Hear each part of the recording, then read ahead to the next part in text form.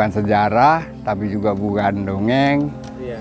Ini legenda ya kan ya. Iya, ada bukti. Jadi buktinya ada, fisiknya ada, cuman tidak ada catatan resmi. Iya. Sejarahnya tidak ada. Jadi cerita legenda entah dari mana asal usulnya, namun yang sampai ke telinga saya, kemudian saya analisa dan agak masuk atau diterima oleh akal saya, itu yang dari Kong Jalil mengenai Setu Pancoran Mas ini. Dan saya yakin karena ini kan waktu itu desa Pancoran Mas ya. Iya. Jadi desa Pancoran Mas itu, jadi kata Pancoran Mas itu ternyata sumbernya ya asal usulnya diambil dari nama Setu ini. Memang ada kaitannya. Ada kaitannya gitu, saya yakin itu karena pasti ada nama, ada asal usulnya ya. Iya.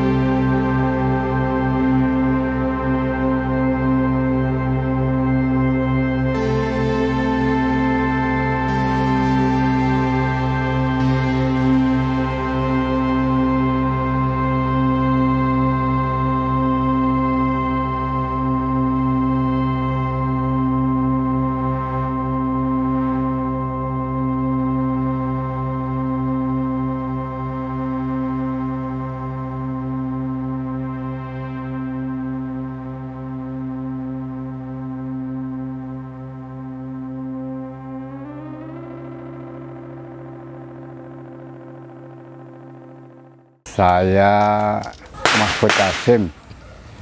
Jadi posisi saya di Setu Pancoran Mas sebetulnya tidak ada ya status resmi atau legalnya tuh nggak ada. Cuman tadinya sejak saya tinggal di sini karena sebagai pecinta alam ya. Jadi saya bersama masyarakat yang peduli Setu berusaha untuk merawat Setu peninggalan zaman dulu kala, dan sempat dipercaya oleh Pemda Kota Depok beberapa tahun lalu sebagai Pokja ya, kelompok kerja. Kebetulan saya ketua Pokja waktu itu, yang sekarang ini kegiatannya sudah diambil alih atau ditangani langsung oleh PUPR. PUPR pun pusat, bukan PUPR dari Kota Depok, tapi Balai Besar Wilayah Sungai Ciliwung Cisadane. Cuman saya pribadi sebagai masyarakat yang peduli Setu tetap merawat ini. Jadi kalau status ada yang bilang kuncen, itu pun juga tidak. Ya itu hanya ialah sebutan-sebutan saya, tapi pada hakikatnya secara pribadi saya sebagai masyarakat biasa yang peduli Setu. Tapi turun-temurun nggak dari zaman dulu? Belum ya, karena saya tinggal di Pancoran Mas ini baru mulai tahun 1971. Yang waktu itu masih belum padat penduduknya, dan status tanah di seputaran sini ya, itu dulu statusnya masih tanah garapan. Ya tahun 71, baru tahun 72 kan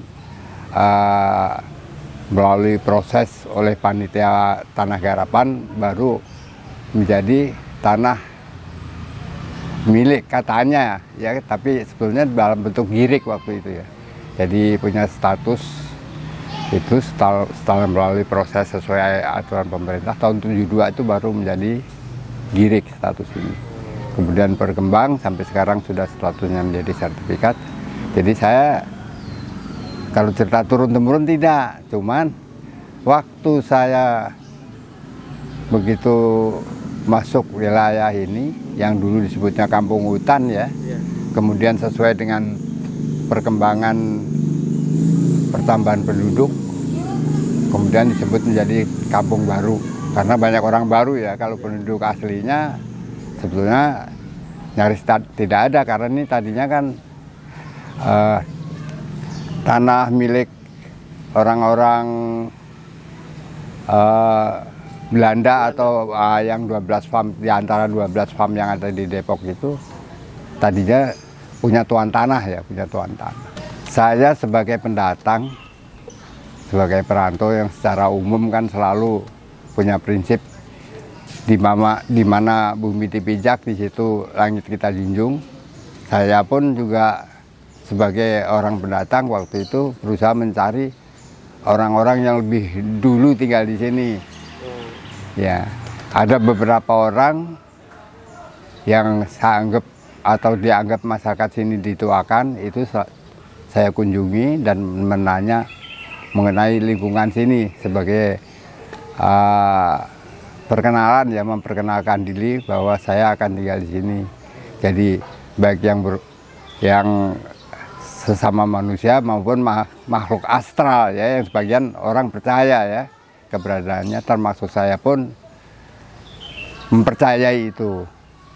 Oleh karena itu saya bertanya beberapa sesepuh yang ada di sini waktu itu, di antaranya ya Kong Jalil, Kong Inggu ya, Kong Yung dan beberapa orang lainnya mengenai asal usul ada keberadaan ya secara keseluruhan di kampung hutan waktu itu ya.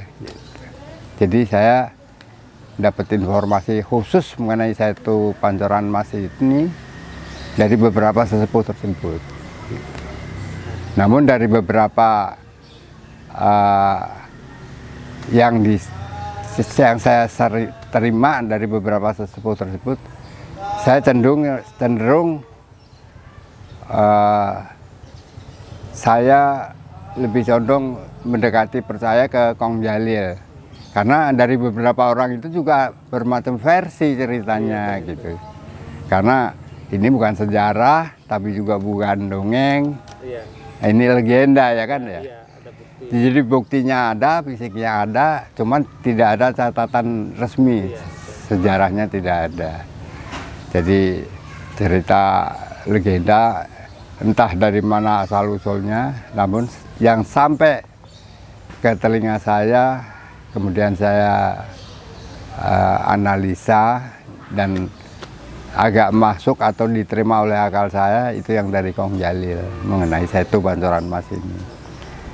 Dan saya yakin karena ini kan waktu itu desa Pancoran Mas ya. Iya. Jadi desa Pancoran Mas itu, jadi kata Pancoran Mas itu ternyata sumbernya ya asal usulnya diambil dari nama Setu ini. Memang ada kaitannya? Ada kaitannya gitu, ini. Saya yakin itu karena pasti ada nama, ada asal usulnya ya. Iya. Cerita yang pernah didengar Jai sendiri seperti apa dulu awalnya sampai dinamakan Setu Pancoran Mas gitu? Kalau asal usul nama itu sendiri tidak tahu persis. Jadi dari dulu kala memang siapapun, bahkan termasuk orang-orang tua pada masa itu, tahunya juga namanya emang sudah dari sananya udah, katanya dari zaman Belanda itu udah disebutnya memang Setu Pancoran Mas begitu. Soalnya juga ada pernah tahun 90-an itu ada juga orang dari Belanda yang katanya masih ada keturunan orang tuanya pernah tinggal di Depok di sini, itu juga pernah menghubungi saya ya begitu kemari, ya cerita bahwa kata opahnya dulu itu memang ini katanya suruh kalau ke Depok itu cari ke Setu Pancoran Mas.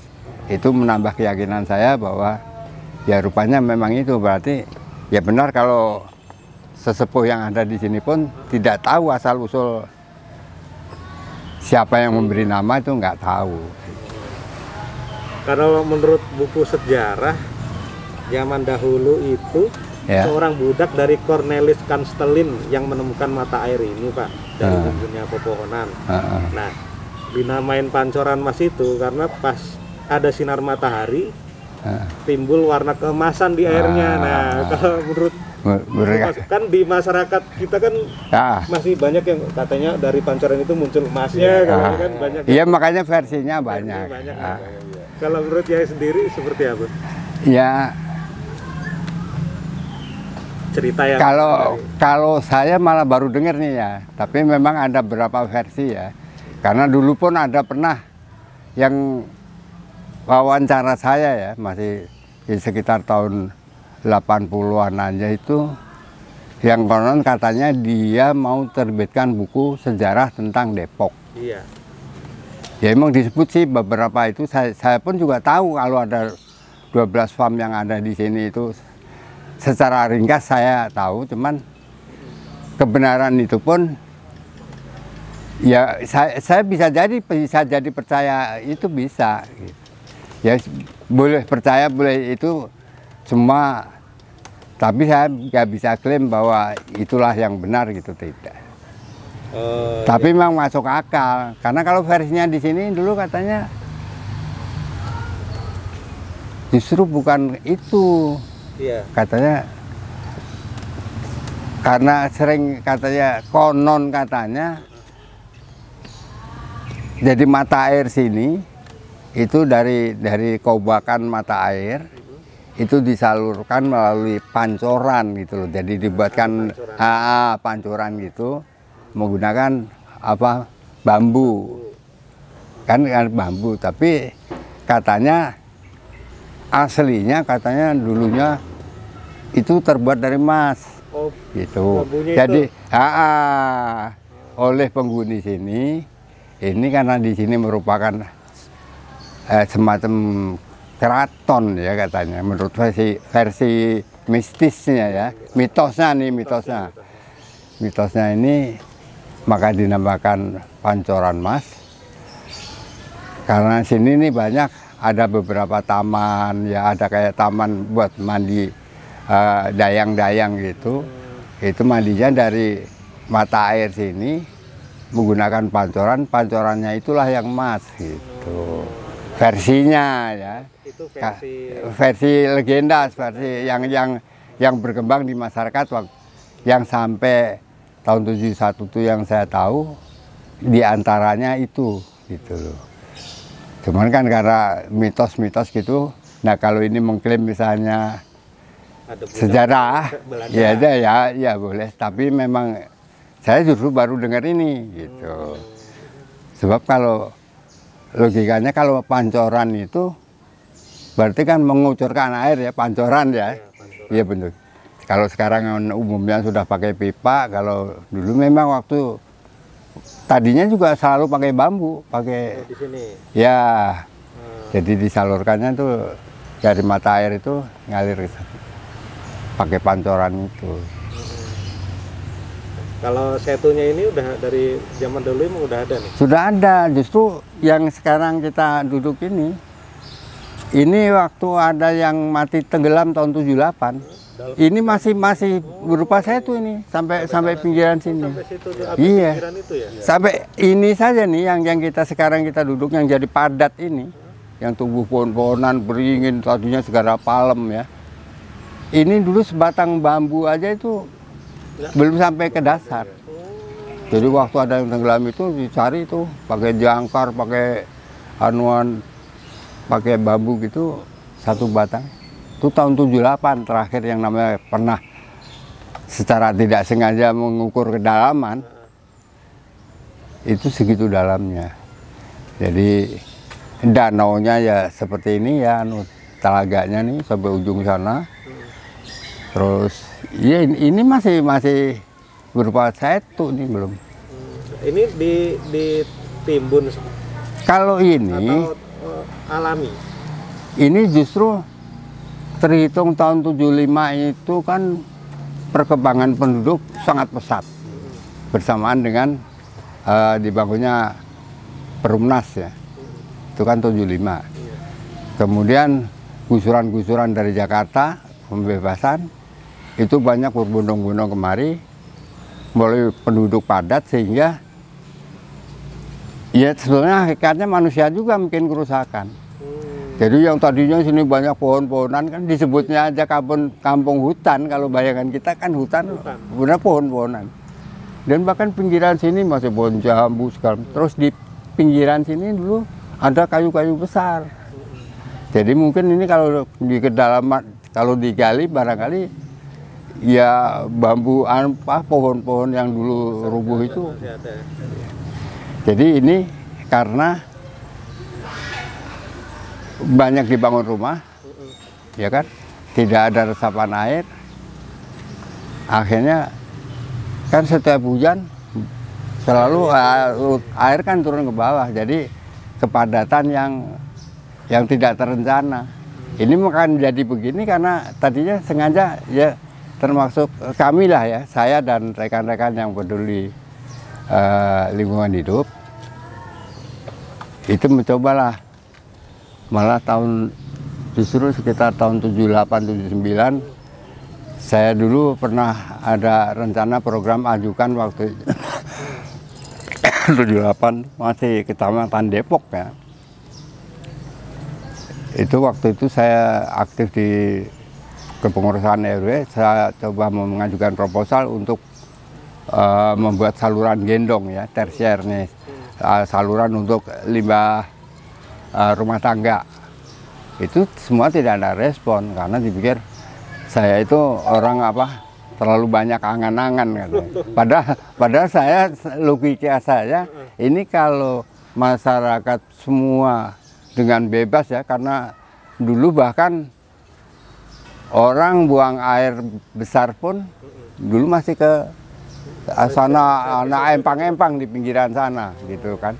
Jadi jarang orang yang punya WC, ya kan. Kemudian ya dari sumur timba, ya dulu masih timba kan tahun 70-an. Terus mulai berkembang pakai pompa tangan, itu kan semua buangnya bebas kemanapun. Nah saya berpikir sayang sekali kalau namanya alam yang segini hebat. Dan saya yakin di sini mempunyai banyak cerita, bahkan yang mitos yang sangat dipercaya masyarakat setempat, ya kan. Terus secara logikanya, secara ilmiah juga, ini kan sumber mata air gitu loh. Jangan sampai terlalu tercemar. Ini memang ulah manusia kan. Jadi pengennya supaya ada, itu nggak mungkin mampu kita bangun swadaya sendiri, itu nggak mungkin. Jadi ini menjadi begini juga setelah longsor. Udah tahun 2000-an longsor, 2002. Ini kalau tidak longsor belum ada turap ini. Turap ini kan, ini pun anggaran pemerintah pusat nih, APBN nih. Sebab kalau Pemda bahkan provinsi pun tidak ada anggaran untuk ini. Karena kalau menurut aturan perundang-undangan yang ada itu kan semua setu, sungai, penyeberangan itu aset mungkin bisa jadi aset daerah, tapi mengenai pemeliharaan, pengelolaan itu menjadi tanggung jawab pusat. Itu yang jadi ini ya alhamdulillah sekarang nih udah ada turap ya. Tapi keadaan sudah terlanjur begini Pak. Tahun berapa dibangunnya? Tahun 2002. Oh baru 2002. Iya. Terus baru itu ada tersier ya, saluran gedong, ya itu bersamaan dengan ini dibangun. Jadi dari sini terus sebelah sana juga ada, tapi sudah terlanjur sini. Sudah terlanjur. Iya. Teruruk. Ini kan udah berapa ribu metrik ini kubik. Dari longsoran ya?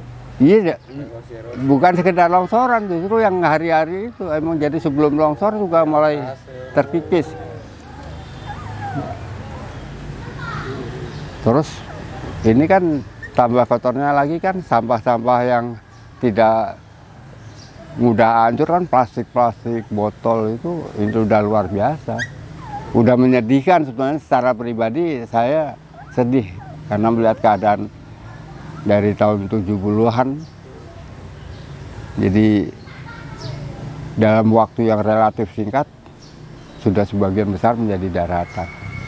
Karena ini tanam ini pohon palem, cuman atas saran ada beberapa dosen UI dulu yang pernah berkunjung kemari, katanya ini nggak kurang berfungsi nyerap air, lebih baik ditebang, lebih baik pohon-pohon yang biasa aja. Ini dulu palem-palem banyak ini, tebangin. Kalau pohon ini dari zaman dulu? Ini pun juga sebetulnya beringin ini mah belum lama. Baru tahun 80-an lah, ya sesudah ada yang mati tenggelam, terus kemudian orang mulai saya. Terus ini tanam iseng-iseng nih. Tadinya dari pot, tanam iseng, nggak ada unsur ini. Nah, terus kemudian ya ada yang naruh apalah gini. Dulu ada yang nanam kelapa segala macam. Jadi begitu mulai jadi padat. Jadi ini mah belum lama beringin ini. Jadi situ Pancoran Mas ini banyak versinya kayak ya di versinya banyak. Jadi belum ada yang bisa memberikan pastinya. Kepastian tidak. Gitu ya. Tapi kalau ada katanya ada sejarah yang siapa? Penselin tapi ya yang Belanda itu. Yang Belanda itu bisa jadi karena kalau cuman sumbernya itu kan tergantung editornya menurut saya.